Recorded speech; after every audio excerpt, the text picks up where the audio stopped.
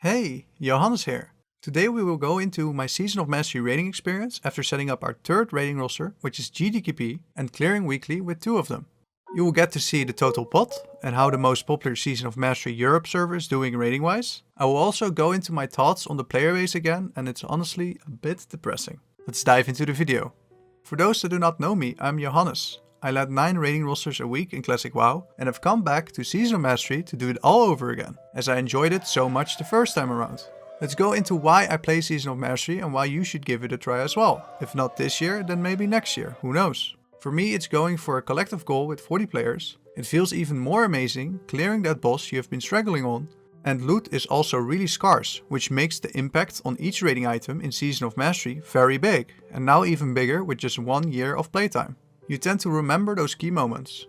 It is the friendships you make while raiding, and I was missing this in the Burning Crusade. 25-man raiding is just not the same. People also tend to care more, as if you are slacking in the raid, you hold back the rest of the players. In TBC this is 24, but in Season of Mastery or Classic WoW it is 39. I sometimes see this and call them out. We even /point to them, and /spit does not work anymore in Classic. Thanks Blizzard. Don't get me wrong, mistakes happen, and that's all fine for me. It's important raiders improve weekly on what they are doing. This way the runs go faster and faster as well, which feels really rewarding to me and hopefully others as well. As you can see, I talk about raiding in Season Mastery a lot, in being why I play the game or why you should. It's just the best thing in the game. I feel really alive while doing them, getting a better parse, speeding up the raid or even checking what drops and who gets it. Leveling more and more alts to do the max amount of raids in Season of Mastery. Telling that person grats, after 4 to 6 weeks, he finally got that item he was hunting for. It is just awesome, and I was missing this in TBC Classic. I just did not feel great winning any upgrade in TBC as I did in Classic WoW, as it was an upgrade from my Classic gear, where I played so hard to get it. Going from pre-biz to a rating item just does me like that, I guess. I also was not fond of the random drop rates in TBC from phase 1. I did many gruels, and for example I had seen 0 shields, while me or my off-tanks were soft surfing it each week. Got a lot of messages about this, with a ton of the loot in TBC where people have to do a million car runs for a shaman trinket.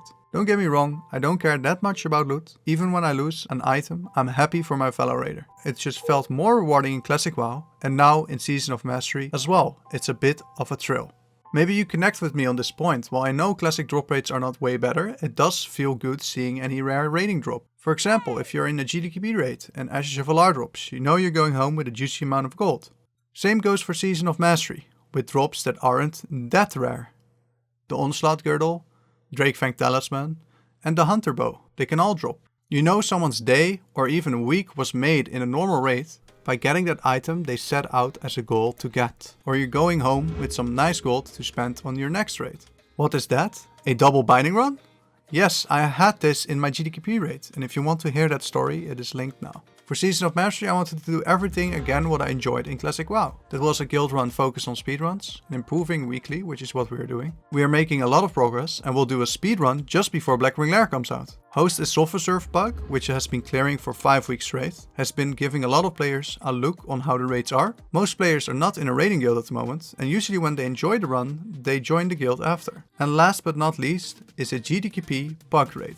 Yes, in phase 6 of Classic WoW I was hosting 9 GDKP's raids a week. It became the standard of hosting, as most people wanted the last biz pieces before quitting, or for TBC leveling, or just saving up gold for that fast flying mount. Guilds were collapsing or taking breaks all over, and at one point anyone interested in raiding in phase 6 was in my runs.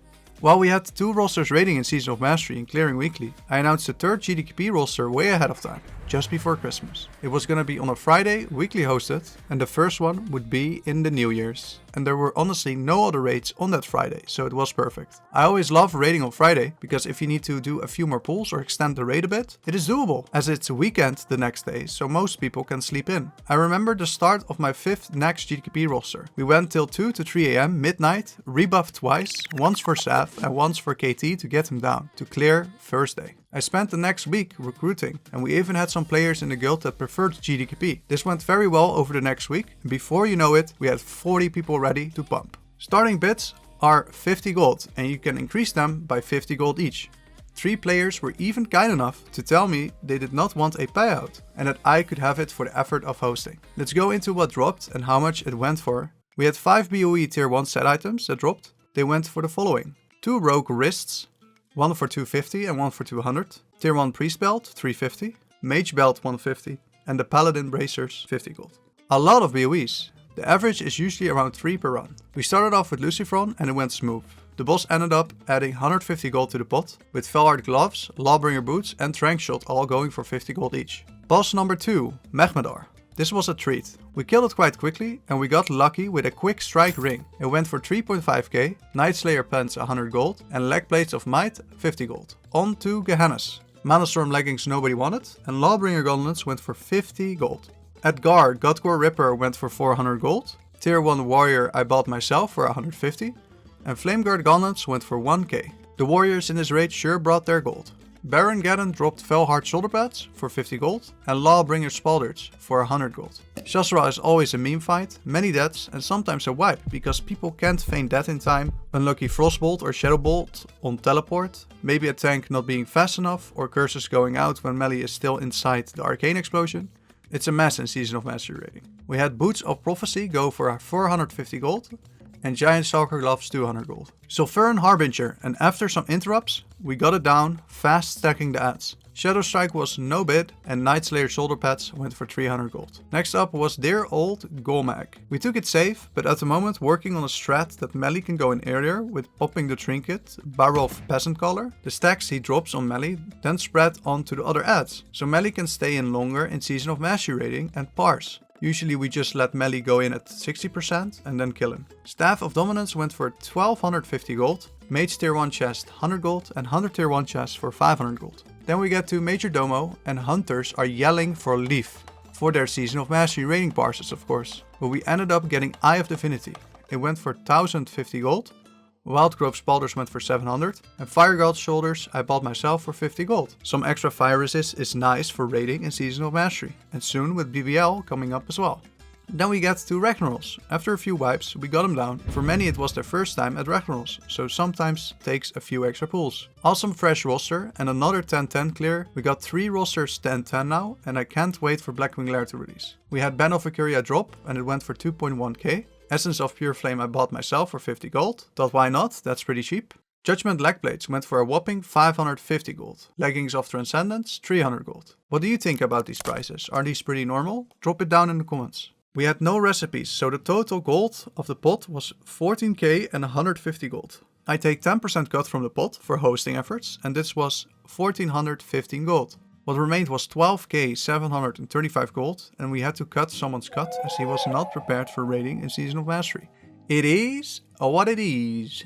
We split it by 39 this way and the total was 327 gold for everyone. For the first GDKP raid I prepared the best roster for the clear. In the following weeks I can fit in a bit more buyers to make the pot a bit higher. All in all it was a success and I was proud we got 3 rosters to 10-10. Good job guys. I will now go into the player base for the future of Season of Mastery. My player base video about Season of Mastery kind of took off and if you haven't watched it then definitely do it.